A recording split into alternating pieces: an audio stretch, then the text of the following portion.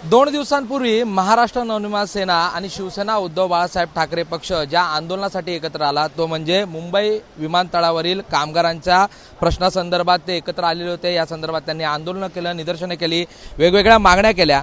मात्र या ठिकाणी जे आंदोलन झालं त्यामधून कुठेतरी या कामगारांची दिशाभूल केली गेलेली होती, कामगार आयुक्तांची दिशाभूल जी आहे ती केली गेलेली आहे असा आरोप करत आज भारतीय जनता पार्टीची कामगार युनियन असलेल्या पदाधिकारी या ठिकाणी सगळ्या या कामगारांना एकत्रित आणून या ठिकाणी या संदर्भात खुलासा करीत आहेत।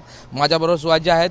सुहासजी, 2 दिवसापूर्वी मनसे आणि शिवसेना उद्धव बाळासाहेब ठाकरे पक्षाच्या युनियनने एकत्रित येत कामगार आयुक्तांच्या समोर काही मागण्या मांडल्या।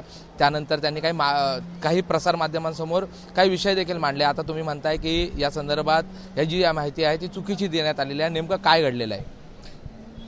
गेल्या 3 महिन्यापूर्वी जो करार शिवसेना त्यांच्याबरोबर करण्याचा प्रयत्न करत होती, त्यांच्याबरोबर एक अंडरस्टँडिंग झालेलं मी तुम्हाला दिलेलं आहे, त्याची एक कॉपी दिलेली आहे, ज्याच्यामध्ये जे लिहिलेलं आहे ना ते सगळ्याच्या सगळं तसंच झालेलं आहे, काही फरक नाही। त्यांनी जो पगार वाढाचा काल मी त्यांचं स्टेटमेंट ऐकलं तर त्यांनी सांगितलं की आम्हाला 2024 पासूनचा त्याचा एरियास पाहिजे होता, पण तुम्ही सही करताना त्याच्यावरती लिहिलेलं आहे की एप्रिल 2025 पासून आम्हाला त्याचा इफेक्ट करायचा आहे। म्हणून मागणी करताना जेव्हा तुम्ही ॲग्री केलेले काही गोष्टी त्या तुम्ही पेपरवरती मान्य केलेल्या आहेत आणि मागताना तुम्ही लोकांसमोर आता दाखवताय की आम्हाला ते 2024 पासून पाहिजे। दुसरी गोष्ट त्यांचा काय होता की 4,000चा जो होता तो सरसकट 4,000 नाही, त्याच्यापेक्षाही जास्त पगार पण वाढलेला आहे, जे तिकडे त्याचा उल्लेख कुठेही नाही आहे, ज्याचा पुरावा मी माझ्या प्रेस नोटमध्ये दिलेला आहे।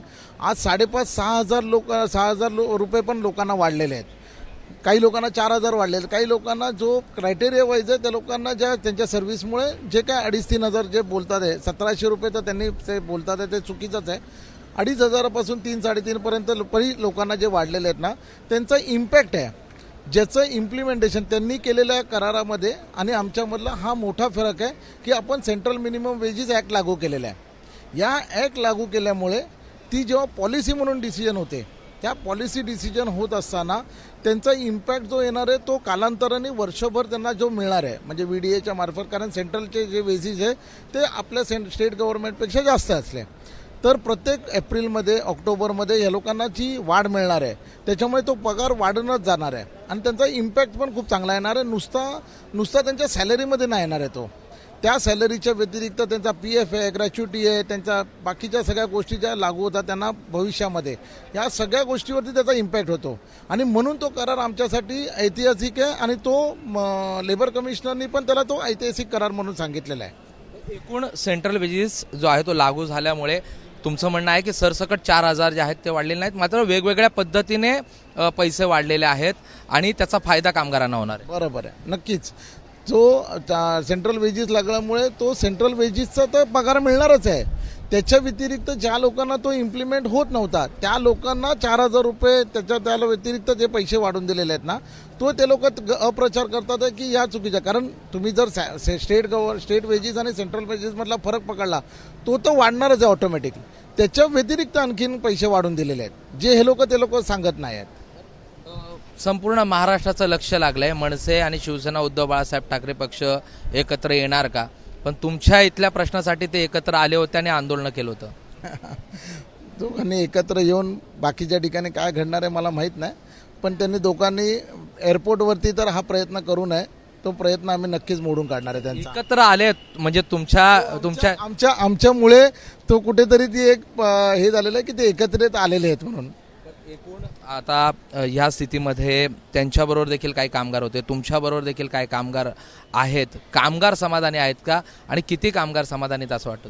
90% कामगार समाधानी आहे, उरलेले त्यांच्याकडे असलेली जी 25-50-100 माणसं असतील, आपण 2700 लोकांपैकी जर आपण पकडले तर 100-125 लोक पण त्यांच्याबरोबर नाही आहेत, त्या लोकांना सोडून ते आणि त्या लोकांना पण मिळालेलं आहे, ते फक्त अप्रचार करून ना जे नाही झालेलं आहे त्याचा अप्रचार करून त्याचा फायदा घेण्याचा प्रयत्न करतात, त्याच्या व्यतिरिक्त काहीच नाही आहे। तुमच्या विरोधात म्हणजे भारतीय जनता पार्टीच्या युनियनच्या विरोधात हे 2 पक्ष एकत्र आलेत आणि त्यामुळे हे असं सुरू आहे असं तुमचं म्हणणं आहे? हो, 100%।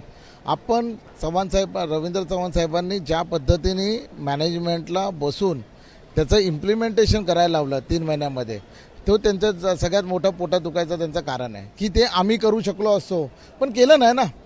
तुम्ही करू शकत होतात ना, तुमच्याकडेच होती. एवढे वर्ष दीड वर्ष झालं, आज त्यांच्याबरोबर बोलणी चालू होती. मॅनेजमेंटबरोबर बसून त्या लोकांनी, त्यांच्याकडे तर 100% लोक होते तेव्हा. आज 90% लोक आमच्याकडे आल्यानंतर आम्ही ते सही केलेलं आहे, कारण मॅनेजमेंटने आम्हाला रेकग्नाईज केलं.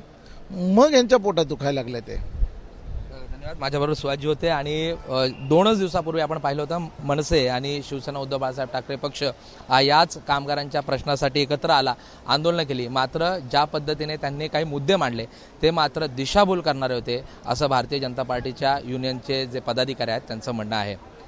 कॅमेरा पर्सन मनोज जयस्वालसह प्रशांत बडे, एबीपी माझा, मुंबई. एबीपी माझा, उघडा डोळे बघा नीट.